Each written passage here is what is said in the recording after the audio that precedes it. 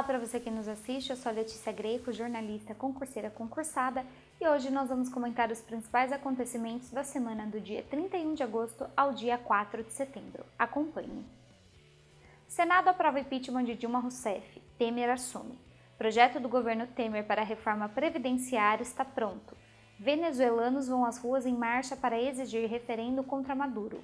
Madre Teresa de Calcutá é declarada santa no Vaticano diante da multidão. Presidente chinês abre a cúpula do G20 defendendo mais ação. Primeira notícia: Senado aprova impeachment de Dilma Rousseff, Temer assume. Bom, como a gente comentou em diversos vídeos aqui, já era esperado que o impeachment da Dilma Rousseff se consumasse e que ela deixasse então o poder como presidente do Brasil em definitivo para assumir então no seu lugar o vice-presidente Michel Temer do PMDB. A votação, ela durou 6 dias, na verdade não a votação, esse processo em definitivo, julgamento, durou 6 dias, começou no dia 24, foi até o dia 31, No dia 31, a votação em que se decidiu pela saída da Dilma, Então vamos ver aí no slide alguns pontos sobre esse julgamento, Porque diferentemente do presidente Collor, do Fernando Collor, que sofreu um processo de impeachment em 1992 e perdeu os poderes políticos por 8 anos, isso não vai acontecer da mesma forma com a Dilma Rousseff. Por quê? Porque o PT, o partido da Dilma, Partido dos Trabalhadores, pediu para o ministro Ricardo Lewandowski, que comandou a sessão, para que a votação fosse feita em 2 partes, o que foi, o que ocorreu então diferente do impeachment do Collor. Então a primeira parte foi para decidir sobre a perda do mandato.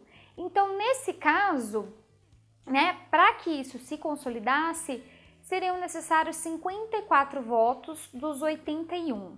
Na verdade, 61 senadores votaram pelo afastamento em definitivo da Dilma, pelo impeachment, e 20 foram favoráveis à presidente, Então, isso ficou certo. E a segunda votação foi pela perda dos direitos políticos pelos próximos 8 anos. E aí, o que aconteceu?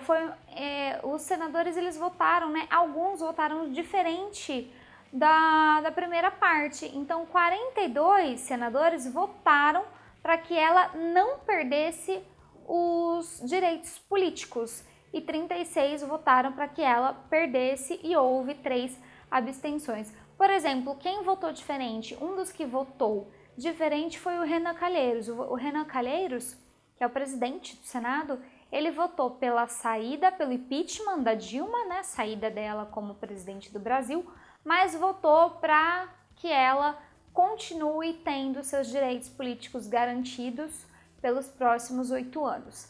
Então, a Dilma, ela continua apta a exercer cargos públicos, só foi afastada. E logo depois dessa sessão, então, do dia 31, que até inclusive eu comentei no outro vídeo que a gente gravou no dia 31, o Temer já tomou posse logo em seguida. Tomou posse, inclusive já foi para a China na reunião do G20. É claro que nem todos os brasileiros estão aceitando essa situação, estão ocorrendo milhares de manifestações pelo país e a Dilma, claro, também ela foi se defender nesse julgamento e fez uma declaração dizendo que ela não vai aceitar compassivamente a situação porque ela acredita que isso é um golpe. Eu não vou me aprofundar nessa questão porque hoje a gente tem tema da semana e o tema vai ser justamente um resumo sobre o governo da Dilma e o impeachment, o que levou a essa situação do afastamento definitivo do poder.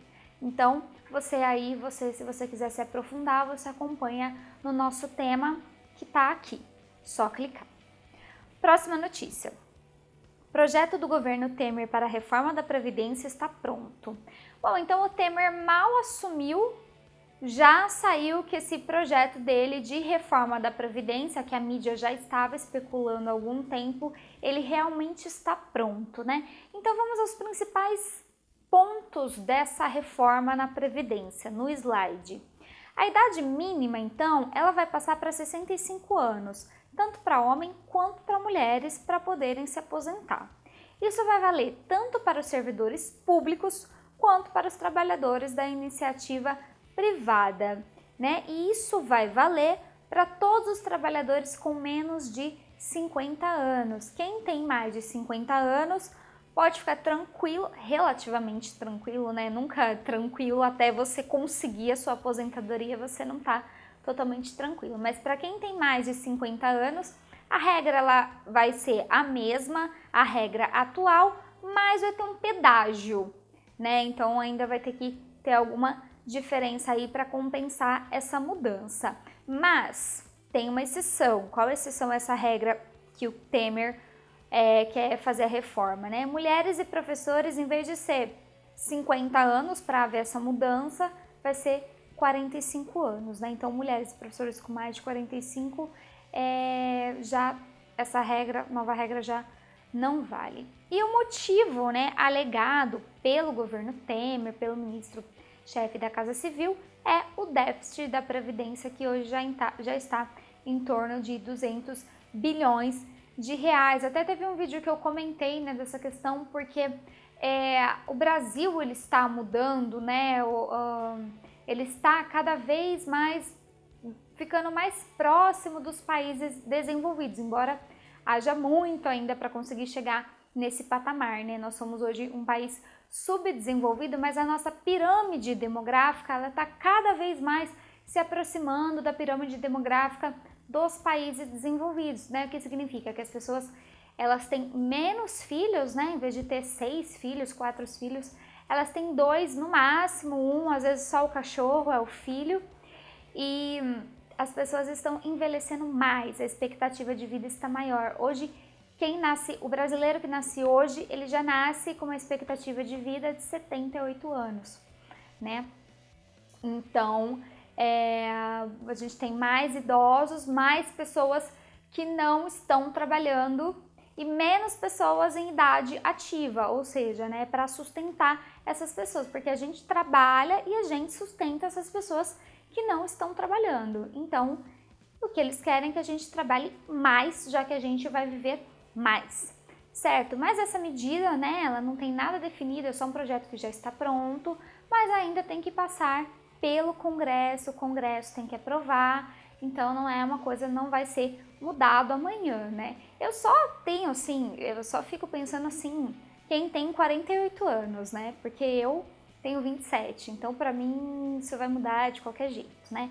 Mas quem tem 48, pensa, tem 2 anos só para chegar nos 50, aí vai chegar no Congresso, não vai dar tempo, né? Então a pessoa que tem 48 achou que ia se aposentar com 55, né? De repente com 60, não, vai ter que trabalhar mais 5. Mas vamos ver, né? Vamos acompanhar os próximos capítulos. Próxima notícia. Venezuelanos vão às ruas em marcha para exigir referendo contra Maduro. Bom, como é que está a situação na Venezuela? A gente sabe que se aqui no Brasil a gente está vivendo uma crise econômica, a situação da Venezuela é 3 vezes pior, né? Há um grande desabastecimento nos supermercados, prateleiras vazias, inflação que varia aí todos os dias, os preços sendo mudados até 2 vezes por dia na Venezuela. Tá uma situação realmente muito difícil, né? E o que as pessoas elas estão pedindo agora? Elas querem a saída do presidente Nicolás Maduro, que é um presidente que ele é o sucessor do Hugo Chávez e toma algumas medidas autoritárias, né? E nem todos concordam com essas medidas, né? Então, essa marcha, né, chama Tomada de Caracas, esse é o nome. E eles têm um slogan, né? O slogan é Mudança Já. Qual é o objetivo, então? Né? O objetivo é que esse referendo revogatório, ou seja, para o Nicolás Maduro sair do poder, ele saia o quanto antes, né? Então, eles estão fazendo essa manifestação como uma forma de pressão, né, para a Justiça Eleitoral apressar esse referendo, essa consulta à população, para ver se a população concorda que o presidente saia do poder, né? E, inclusive, o Instituto Data Analysis, né, da Venezuela fez uma pesquisa em que 8 em cada 10 venezuelanos querem essa mudança. Mas o presidente Nicolás Maduro disse que a oposição quer fazer um golpe de Estado, né? E vários líderes da oposição, inclusive, né, Leopoldo Lopes, Henrique Capriles, estão presos. Já o Leopoldo Lopes já há 2 anos na prisão, simplesmente porque esse governo autoritário, ele pratica a censura, né, e digamos que não tem a liberdade de imprensa, não permite a liberdade de expressão, e a oposição, né, quem se opõe ao regime vai preso mesmo. E agora a população então lutando para tentar reverter essa situação, principalmente por conta do reflexo que isso está na economia. Bom, inclusive teve uma pessoa que comentou em um dos vídeos pedindo um tema da semana sobre a situação na Venezuela. Nós vamos fazer. É que hoje, devido à proximidade, devido, né, à relevância do assunto, né, do impeachment, né, que está um assunto quente, então a gente vai fazer sobre isso hoje, mas vamos fazer sim falando da Venezuela. Próximo slide. Madre Teresa de Calcutá é declarada santa no Vaticano diante de multidão. Bom, então eu coloquei aí no slide, né, uma imagem, primeiro que está mostrando né, o dia que ela foi declarada santa, né, a multidão, mais de 100 mil pessoas ali no Vaticano. A Madre Teresa de Calcutá, uma imagem, né? E vamos falar um pouquinho sobre isso, né? Porque também envolve uma polêmica e foi por isso que eu trouxe essa notícia. O que é santo para a Igreja Católica? Santo é aquele que foi sagrado o suficiente durante a vida para que possa viver no céu após a morte e consiga concretizar milagres, né? Então, para ser santo, tem que ter feito milagre. E quais foram os milagres da Madre Teresa de Calcutá, né? Então, foram atribuídos a ela 2 milagres, né? A cura de uma mulher indiana com câncer de estômago em 2003 e 2, a cura de um brasileiro em estado terminal com câncer. Inclusive, esses milagres teriam acontecido depois da morte da Madre Teresa, né? Essas 2 pessoas, elas pediram, né, rezaram para a Madre Teresa intervir por eles e deu certo, né? Eles se curaram. Então, foi entrado com processo de beatificação e o Papa Francisco, então, beatificou a Madre Teresa de Calcutá, né? Independente de você acreditar em santo ou não acreditar, a gente tem que ver a importância da obra da Madre Teresa de Calcutá sem pensar em religião, né? Então eu coloquei aí, né? A Madre Teresa de Calcutá era uma freira, né? Que ela realizava então cuidados com órfãos e doentes nas favelas da Índia. Ela cuidou de muita gente. Na verdade, a vida dela toda aí, ó, ela nasceu em 1910, morreu em 1997, né? Viveu 87 anos, bastante. E a vida dela toda, né, foi praticamente dedicada aos cuidados com as outras pessoas, né? Então, isso é muito importante. E hoje ela tem milhares de seguidores que se espelham nos seus feitos, né, para tentar fazer igual. Então, em 1979, ela ganhou o Nobel da Paz. E, inclusive, quando ela ganhou esse Nobel da Paz, ela falou, eu não mereço.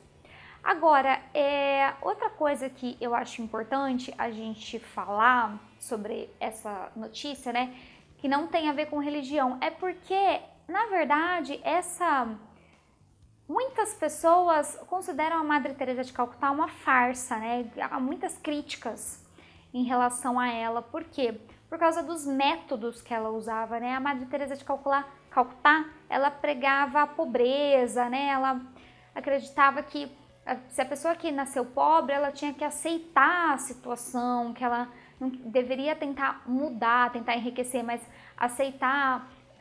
Por exemplo, nos orfanatos que ela cuidava, as crianças, os doentes ficavam no chão, né? porque pela falta de leitos, ela usava a mesma agulha, não jogava fora, reutilizava. Então, todas essas questões são levantadas, inclusive tem um documentário que ele está disponível no YouTube, eu comecei a assistir ele, que fala, né, que a pessoa, que essa pessoa que fez o documentário fala que a Madre de Teresa de Calcutá é uma farsa, né? Eu acho que a gente não tem que entrar no mérito se você acredita, se você não acredita, mas entender que então que ela foi declarada santa, é mais uma santa da Igreja Católica, por quê? Qual foi a obra dela e por que tem pessoas criticando, certo? Então, última notícia de hoje. Presidente chinês abre a cúpula do G20 defendendo mais ação. Bom, eu falei que o Temer, ele assumiu a presidência, né, depois do impeachment da Dilma, e logo depois ele embarcou para a China para se reunir com os chefes de governo de estado no G20, né, que é uma reunião anual que acontece dos 20 países mais ricos do mundo, das 20 economias mais fortes do mundo. Só uma observação, né? O Temer estando fora do Brasil, quem assume a presidência no lugar dele, né? Quem fica como presidente em exercício aqui do Brasil é o presidente da Câmara, que no caso é o Rodrigo Maia, tá? Então, o Temer está na China nessa reunião do G20. Vamos falar um pouquinho sobre os objetivos do G20, né? Então, vamos entender como é que funciona, né? Então, o que é o G20? São as 20 economias mais desenvolvidas do mundo, que é formada pelo G8, os 8 países mais ricos do mundo, mais 11 emergentes. Então, quem forma o G20, né? Então, Alemanha, Canadá, Estados Unidos, França, Itália, Japão, Reino Unido e Rússia. G20, África do Sul, Argentina, Brasil, México, China, Coreia do Sul, Índia, Indonésia, Arábia Saudita, Turquia, mais União Europeia. A União Europeia não é emergente, hein? Não é. A gente sabe que é um bloco muito rico, mas ele entra aí no G20. E aí, passando para o próximo slide, quais são os objetivos, né? Então, os objetivos do G20 é reunir regularmente as mais importantes economias industrializadas e emergentes para discutir questões-chave da economia e promover políticas compatíveis com o comunicado aprovado pelo G20 na reunião de Berlim em 2004, dentre os quais eliminação de restrições no movimento de capital internacional, desregulação, condições de mercado de trabalho flexíveis, privatização, garantia de direitos de propriedade intelectual e de outros direitos de propriedade privados, criação de um clima de negócios que favoreça a realização de investimentos estrangeiros diretos, liberalização do comércio global pela OMC e por acordos bilaterais de comércio. Próximo slide. Então, assim, todo ano acontece essa reunião do G20 e eles levantam pontos principais que precisam ser acordados, ser firmados pelos países, né? Ser colocados em práticas e tudo isso referente a esses pontos que foram acordados na reunião de Berlim em 2004. Então, ó, nesse slide a gente vê que esse ano foi a 11ª reunião da cúpula, então que reuniu os chefes de governo e de estado, e foi na China, nessa cidade aí chamada Hangzhou, uma coisa assim, né? Então, o presidente chinês, né, que estava presente no encontro, o Xi Jinping, pediu mais ação e menos debate, porque, claro, há muitos debates.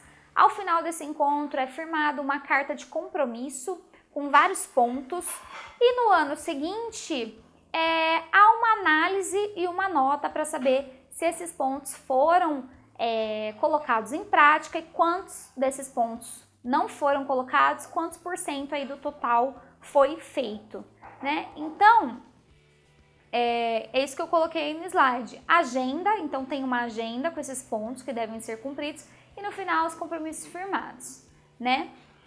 Bom, as notas, como eu falei que tem as notas, né? Vai de -1 a 1. -1 é quando há falhas ou as ações são feitas ao contrário do que é planejado. Nota 0 é quando há um respeito parcial ao combinado ou o trabalho está em progresso. E a nota +1 é o cumprimento total, né? Que equivale a 100%, né? Então, essa nota é transformada em porcentagem. Em 2015, então, a nota geral foi 78%. Ou seja, houve realmente um cumprimento da maior parte da agenda estabelecida. Agora no próximo slide, a gente vê aí quais foram os pontos analisados dessa reunião do ano passado, né?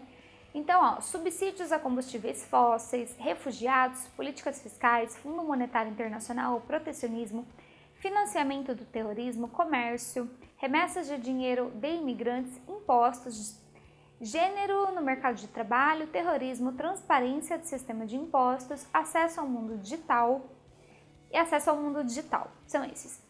Vocês estão vendo no slide que eu coloquei alguns asteriscos que foram, e que está em negrito, os pontos fracos do Brasil. Então, né, há essa empresa que faz uma análise, que dá essa nota e analisa quais são os países que cumpriram quais pontos e quantos por cento desses acordos. E o Brasil, ele tem aí uma certa dificuldade em cumprir, então, esses 4 itens que estão aí em negrito, né? O terrorismo também não está em negrito, mas a questão do terrorismo, né? Então, agora também eles aproveitam essa reunião do G20, que tá lá os presidentes, né, os chefes de governo e de estado, para se reunirem entre os mais próximos, né, que realizam mais acordos comerciais, né? Então, inclusive, teve já uma reunião paralela dos membros dos BRICS, né? Que são os BRICS? Brasil, Rússia, Índia, China e África do Sul, né? Então a gente também tem que ficar atento, né? Agora ao final da reunião do G20 para saber quais vão ser os compromissos firmados pelos G20 para a gente saber qual é a maior preocupação, porque isso também pode aparecer, certo? Vamos para a questão. Leia o texto e assinale a alternativa correta. A oposição venezuelana iniciou nesta quinta uma manifestação nas ruas de Caracas que é esperada para ser uma marcha histórica pela realização do referendo revogatório contra o presidente, que responderá ao desafio com outras manifestações em meio a tremores de distúrbios e violência.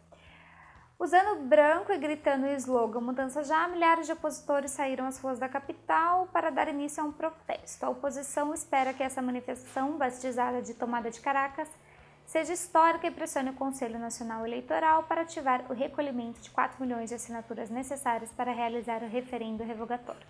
Quem é o atual presidente da Venezuela? Juan Manuel dos Santos, Evo Morales, Rafael Correa, Tabaré Vázquez, Nicolás Maduro. Essa questão dada de presente também, né? De vez em quando o examinador faz isso. Bom, Juan Manuel dos Santos, presidente da Colômbia, né? Que é o país vizinho da Venezuela, mas a política externa e interna da Venezuela não tem nada a ver com a da Colômbia, né? B. Evo Morales, presidente da Bolívia. Rafael Correa, presidente do Equador. Tabaré Vázquez, presidente do Uruguai. E Nicolás Maduro, presidente da Venezuela, que está causando todo esse turbilhão, certo? Então por hoje é só, espero que vocês tenham curtido. Se curtiram, deem um like, se inscrevam no nosso canal e até semana que vem.